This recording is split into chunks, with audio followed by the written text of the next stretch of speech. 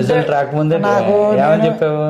అంటే చెప్పే రిజల్ట్ పొద్దున వచ్చింది, నీకు నువ్వు నిన్ను టెస్ట్ రాసి నేను వచ్చావు. మిషన్ టెస్ట్ బట్టి నాకు తెలుసు సార్, నేను చేసిన మిషన్ టెస్ట్ నేను ఎలా చేశాను అనేది నాకు తెలుసు సార్. అంటే నేను అంత బాగా చేశాను, నాకు ఏమని చెప్పావు టెస్ట్ రాసి వచ్చి? అంటే జాబ్ వచ్చింది అని చెప్పేశాను, నేను వచ్చిందనే చెప్పేశాను నేను. గ్రేట్, అది నీ కాన్ఫిడెన్స్ హ్యాట్స్ ఆఫ్, అల్టిమేట్. ఇప్పుడు పొద్దున్న నేను 2-3 సార్లు ఫోన్ చేసిన దాకా నాకు క్లారిటీ లేదు, నేను చేసిన కాబట్టి తర్వాత చెప్పేసాను. నేను చెప్పేశాను, నైటే చెప్పేశాను నేను. హ్యాపీ అనిపించలే?